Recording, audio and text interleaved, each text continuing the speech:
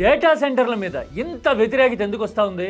జనం బెంబేలెత్తిపోయి వద్దు మర్రోయ్ అని గగ్గోలు పెట్టి నెత్తినెవరు బాదుకునే పరిస్థితి కళ్ళ ముందు కనపడతా ఉంది కదా. రాష్ట్రాల ఎన్నికల్లో ప్రధాన ఎజెండానే డేటా సెంటర్ల మీద వ్యతిరేకత అనేది అయికూర్చుంది. ఇప్పుడు జనాభాలో చూడబోతే 71% మంది అపోజ్ చేయటం ఇప్పుడు ప్రధానమైన ఛాలెంజ్ అయిపోయి కూర్చుంది కదా. ఎందుకని డేటా సెంటర్ల చుట్టూ ఇంత వ్యతిరేకత, అప్రహెన్షన్, ఛాలెంజెస్ వచ్చినాయి? డేటా సెంటర్లు ప్రకృతి మీద గానీ, నీళ్ల లాంటి సహజ వనరుల మీద గానీ ఎలాంటి ఎఫెక్ట్ చూపిస్తున్నాయి, జన జీవితాలని ఎలా పట్టి పిసికేస్తున్నాయి అనే విషయం తెలిస్తే గనక కళ్ళు బైర్లు కమ్ముతాయి, గుండెను పట్టి పిసికేసిన ఫీలింగ్ వస్తుంది. ఇంతకీ అసలు స్టోరీ ఏంటి? డీటెయిల్డ్ గా చెక్ చేద్దాం రండి. రాజకీయ జెండాలు ఎజెండాలు ఉంటే గనక కాస్త మీ భుజాలకి రెస్ట్ ఇవ్వండి.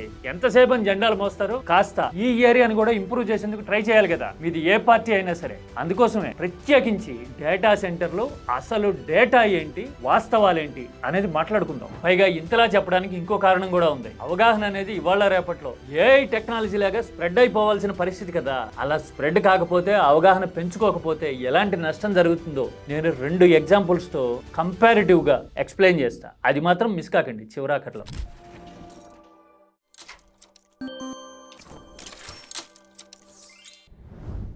రాష్ట్రాల ఎన్నికల్లో డేటా సెంటర్లే ప్రధాన ఎజెండా అయిపోతున్నాయి, జనం గొంతెత్తుతున్నారు డేటా సెంటర్లకు వ్యతిరేకంగా అని చెప్పా కదా. ఎక్కడ అనుకుంటున్నారు? ఎందుకంత వ్యతిరేకత వచ్చింది అనుకుంటున్నారు?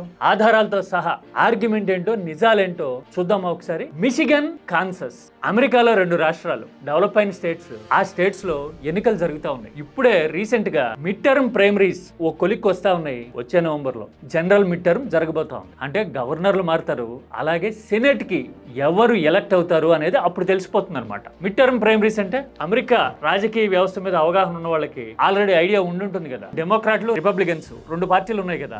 ఆ పార్టీల్లో నామినేషన్ కోసం అనేక మంది పోటీ పడతారు. కానీ ఎవరు జనం వైపున బ్రహ్మాండంగా ఆర్గ్యుమెంట్ వినిపించగలుగుతారు, రెస్పాన్స్ తీసుకురాగలుగుతారు అని డిబేట్లు జరుగుతాయి. అలాంటి డిబేట్లలో పోల్ పొజిషన్ లో వచ్చిన వాళ్ళకి ఆ పార్టీ తరపున కంటెస్ట్ చేసే అవకాశం వస్తుంది. ఇప్పుడు అవే జరుగుతా ఉన్నాయి. మిషిగన్ లోను, కాన్సస్ లోను జరుగుతా ఉంటే ఇదిగో చూడండి, ప్రధానమైన ఎజెండా డేటా సెంటర్లు. చాలా బ్యూటిఫుల్ గా అనిపించింది నాకు ఈ కాన్సెప్టే. ఎందుకో తెలుసా?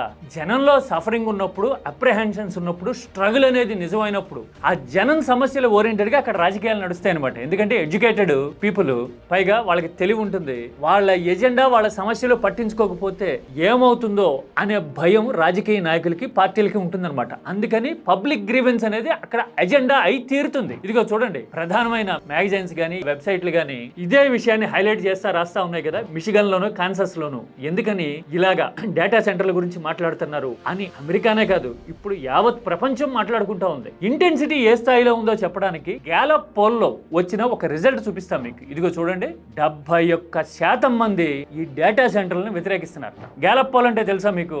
మన దగ్గరలాగా పుట్టగొడుగుల్లాగా ఎగ్జిట్ పోల్ ఏజెన్సీలు పుట్టుకొచ్చి నచ్చిన పార్టీకి, మెచ్చిన పార్టీకి అనుకూలంగా రిజల్ట్ చెప్పే సిస్టమ్ కాదది. వాళ్ళకి దాదాపు 90 ఏళ్ళలో 100 ఏళ్ళలో చరిత్ర ఉంటుంది. గ్యాలప్ పోల్ అంటే టెక్నికల్ డీటెయిల్స్ ఉంటాయి వాళ్ళ దగ్గర, ఒక బేసిస్ ఉంటుంది. వాళ్ళు చెప్పారు అంటే అది లలాట లిఖితం అన్నట్టుగా, తలరాత అన్నట్టుగా నిజమైపోతుంది అనమాట. గ్యాలప్ పోల్ కి అంత క్రెడిబిలిటీ, అథారిటేటివ్ ట్రాక్ రికార్డు ఉన్నాయి. అలాంటి గ్యాలప్ పోల్ ఏం చెప్తా ఉంది? 71% మంది డేటా సెంటర్లను వ్యతిరేకిస్తున్నారు అని చెప్తా ఉంది. ఆ వ్యతిరేకతకి కారణాలు ఏంటి అని అడిగితే మనం కూడా తెలుసుకోవాల్సిన విషయాలు చాలా కనపడుతున్నాయి ఇందులో. ఏంటంటే 1 by 1 చూపిస్తా ఉన్నా. డీటెయిల్స్ కావాల్సిన వాళ్ళు స్క్రీన్ ని పాస్ చేసి చదువుకోండి. ఇదిగో చూడండి, రీసోర్స్ డిప్లేషన్ అని చెప్తున్నారు కదా, అంటే సహజ వనరులు అంతరించిపోతాయి, అడుగంటిపోతాయి, నీళ్లు లాంటివన్నీ డేటా సెంటర్లు వస్తే అంటా ఉన్నారు. ట్యాక్స్ ఇన్సెంటివ్స్ అంటున్నారు కదా, లక్షల కోట్ల వ్యాపార సామ్రాజ్యాలు నడిపే వాళ్ళకి డేటా సెంటర్లు పెడుతున్నందుకు వేల కోట్ల ప్రజాధనాన్ని, ప్రభుత్వ ఆదాయాన్ని ఇన్సెంటివ్స్ గా ఎందుకు అప్పనంగా కట్టబెట్టాలి అని జనం నిలదీస్తున్నారట. బ్యూటిఫుల్ కదా, మీకు ఏదేదో కళ్ళ ముందు కదులుతా ఉన్నట్టుందిగా. ప్రియాంక్ ఖర్గే లాంటి వాళ్ళు 25,000 కోట్లు, 29,000 కోట్లు మినహాయింపులు ఎందుకు ఇచ్చారు అని అడిగినవన్నీ గుర్తొస్తా ఉంటుంటాయి ఆలోచన గల వాళ్ళకి. ఇదిగో చూడండి, ల్యాక్ ఆఫ్ లోకల్ అటానమీట. అంటే ఇది చాలా క్రూషియల్. ఒకసారి అక్కడ డేటా సెంటర్ పెట్టారు అంటే ఇక వాళ్ళ కర్మ అన్నట్టుగా భరించాల్సిందే. లోకల్ అథారిటీస్ గానీ, పరిపాలనా బాడీస్ గానీ క్వశ్చన్ చేయలేవు, మా జనం ఇలా అవస్థలు పడుతున్నారు అని చెప్పలేవు. ఎందుకంటే అది నేషనల్ పాలసీ అయిపోతుంది. నేషనల్ లెవెల్లో తలుచుకుంటే తప్ప దాన్ని అక్కడి నుంచి ఎత్తలేరు. అందుకోసం ల్యాక్ ఆఫ్ లోకల్ అటానమీ ఉంది ఇందులో. ఆ అవస్థలు మేము భరించలేము అని జనం అపోజ్ చేస్తున్నారు. ఇంకా కొంచెం లోతుగా చూస్తే డేటా సెంటర్ల మీద ఇంత వ్యతిరేకత ఎందుకు వస్తా ఉంది అని స్టడీ చేస్తే ఇంకా చాలా కారణాలు కనపడతాయి. మేజర్ రీజన్స్ 1 by 1 చూద్దామా? ఇదిగో ఎనర్జీ కన్జంప్షన్ అని చెప్పారు కదా, హ్యూజ్ ఎనర్జీ కన్జంప్షన్, పవర్ అనేది అసలు అంచనాలకు అందని స్థాయిలో వాడేస్తాయిట డేటా సెంటర్లు. తర్వాత కార్బన్ ఎమిషన్స్ అంటే ప్రకృతి మీద పర్యావరణం మీద కాలుష్య ప్రభావం విపరీతంగా అమాంతం పెరుగుతుందిట. తర్వాత టాక్సిక్ బ్యాకప్ జనరేటర్స్, ఒకవేళ పవర్ ఫ్లక్చుయేషన్స్ వస్తే కనుక బ్యాకప్ జనరేటర్స్ పెడతారు వీళ్ళు, అది భరించలేం మనం అంటూ ఉన్నారు. ఆ తర్వాత సర్జింగ్ యూటిలిటీ రేట్స్ అని చెప్తూ ఉన్నారు కదా, ఏదైనా ఒక ప్రాంతంలో డేటా సెంటర్ వచ్చిందంటే ఆ చుట్టుపక్కల పవర్ బిల్స్ పెరుగుతాయిట. యూరోప్ లో కూడా ఇలాంటి కన్సర్న్స్ వచ్చినాయి, అమెరికాలో కూడా ఇదే ప్రధానమైన ఇష్యూ అయిపోయింది. ఇప్పుడు చాలా మంది అసలు సోలార్ పవర్ తో నడుస్తుంది ఫలానా డేటా సెంటర్ అని కవరప్ చేయడానికి ట్రై చేస్తారు. ఒకవేళ రెన్యూవబుల్ ఎనర్జీతో నడిచే ఫెసిలిటీనే ఉండుంటే గనక, అది నడవడం నిజమైతే గనక అమెరికాలోనే పెట్టుకుంటారు కదండి. ఇంతోటి పెట్టుబడులు ఇక్కడికి ఎందుకు పట్టుకొస్తారు? ఎందుకంటే దాంట్లో సైడ్ ఎఫెక్ట్స్ ఎక్కువ ఉంటాయి. ఆ తర్వాత అందులో వచ్చే ఉద్యోగాలు కూడా పెద్దగా ఉండవు, కొన్ని వందలే. ఊరు గొప్ప నెంబర్లు చెప్పుకోవచ్చు మనం, ఇన్ని లక్షల కోట్ల పెట్టుబడి అని. డేటా సెంటర్ అంటే ఏముంది, భోషాణం, మాట వరుస కాదు, నిజంగానే భోషాణం కదా. పల్లెటూళ్ళలో పెరిగిన వాళ్ళకి చాలా మందికి తెలుసు భోషాణం అంటే. ఎప్పుడన్నా వాడుకునే వస్తువులన్నీ, ఇంట్లో ఉండే వాటిని అన్నింటినీ తీసుకెళ్లి దాచుకునేందుకు ఒక పెద్ద పెట్టెలు ఉండేవి, భోషాణం అంటారు. అలాగా డేటా అంతటిని దాచుకునే భోషాణం కదా డేటా సెంటర్ అంటే. అందుకని నేరుగా దాంట్లో ఉద్యోగాలు వచ్చే పరిస్థితి ఉండదు. వస్తే గిస్తే గనుక సైడ్ ఎఫెక్ట్స్, కాలుష్యం వస్తున్నాయి అని తెలివైన అమెరికన్ జనం అపోజ్ చేస్తా ఉన్నారు. ఒక అమెరికానే కాదు, ఇదిగో చూడండి, Sweden, Norway, Italy, Germany, France, ఇలా ప్రతి దేశం కూడా ఇప్పుడు డేటా సెంటర్లని వ్యతిరేకించే వాదనలతోనూ జనాలతోనూ నిండిపోతా ఉంది. డేటా సెంటర్లు అంటే ఉలిక్కిపడే పరిస్థితి, రాజకీయంగా కూడా ఆ ప్రభావం నెగిటివ్ గా ఉంటుందట.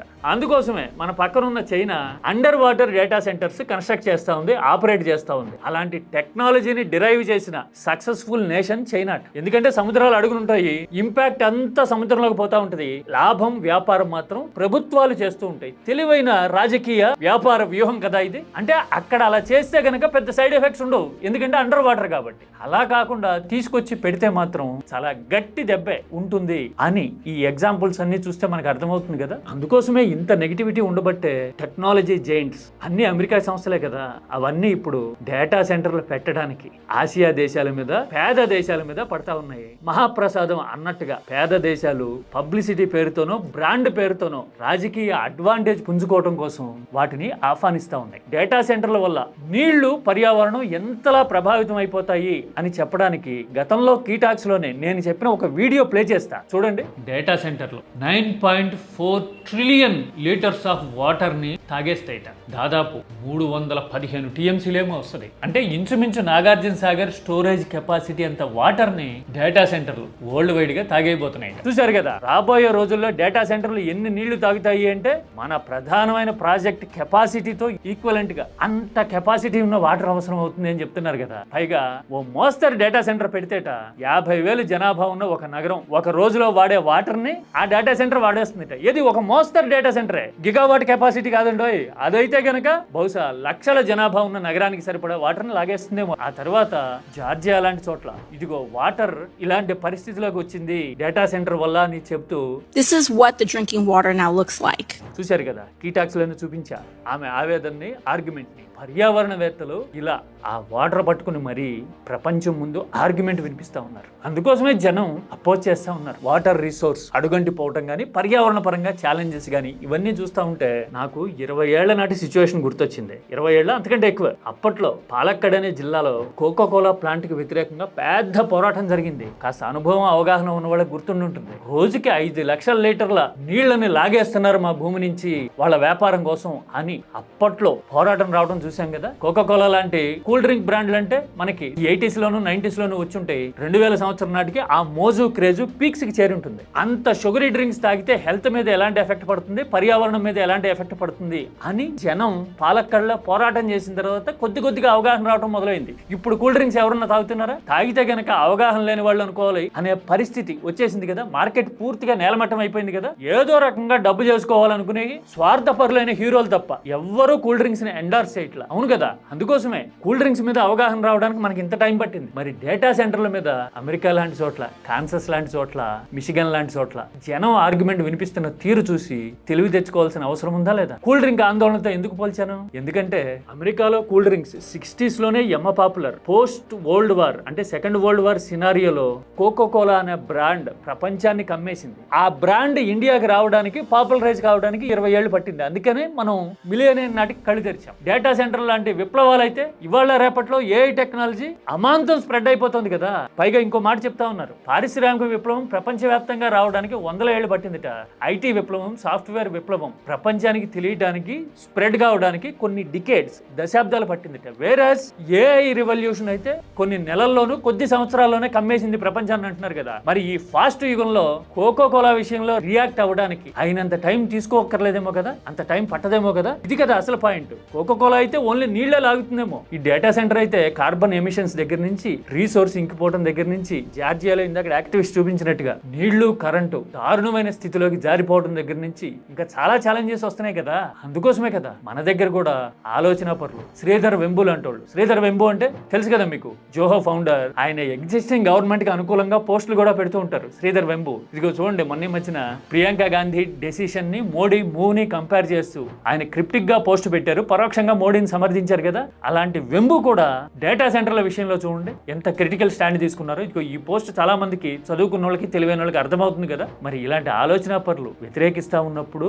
ఇంత ఛాలెంజింగ్ సిచ్యువేషన్ వస్తుంది డేటా సెంటర్లతో అని అమెరికాలో డిబేట్ జరుగుతూ 70% పైగా జనాభా వ్యతిరేకిస్తున్నప్పుడు ఆలోచన అనేది ఎలా ఉండాలంటారు? పైగా ఏ టెక్నాలజీ అయినా, ఏ రివల్యూషన్ అయినా, ఏ ఆలోచన అయినా కానీ అమెరికా నుంచి ఇండియా లాంటి దేశాలకి రావడానికి మినిమం 20 ఏళ్ళు పట్టింది ఇప్పటి వరకు. సపోజ్ యూపీఐ అనేది స్కాన్ చేసి పే చేయడం అనే టెక్నాలజీ మనకి ఎప్పుడు వచ్చింది? కాస్త అటు ఇటుగా కోవిడ్ సినారియో అంటే 2020 టైంకి వచ్చింది కదా. కానీ పేపాల్ అనేది అమెరికాలో ఎప్పుడు 99, 2000 టైంలోనే ఉంది కదా, అంటే 20 ఏళ్ళ ముందే ఉంది. టెక్నాలజీ కాబట్టి అంత టైం పట్టింది. కోకో కోలా లాంటి బ్రాండ్లు అయితే డికేడ్స్ పట్టినాయి. మరి ఏఐ అంటే ఇవాళ రేపట్లో స్ప్రెడ్ అయిపోతుంది ఈజీగా అనుకుంటున్నాం కదా. మరి అలాంటప్పుడు డేటా సెంటర్ల మీద అవగాహన కూడా అంతే ఫాస్ట్ గా స్ప్రెడ్ అవ్వాలిగా. కోకో కోలాకో, పేపాల్కో పట్టినంత టైం డేటా సెంటర్ల విషయంలో అవగాహనకు రావడానికి పట్టచ్చా? అంత టైం తీసుకుంటే గనక ప్రభుత్వాలు పబ్లిసిటీ కోసమో, లేదంటే పెట్టుబడులు వచ్చాయి అని చెప్పి పబ్బం గడుపుకోవడం కోసమో డేటా సెంటర్లని నెత్తిన పెడితే కుంపట్ని కూర్చోపెట్టినట్టేనా? ఈ క్వశ్చన్ కి సమాధానం ఏంటి? సబ్జెక్ట్ ఉన్న వాళ్ళు మాత్రమే మాట్లాడండి.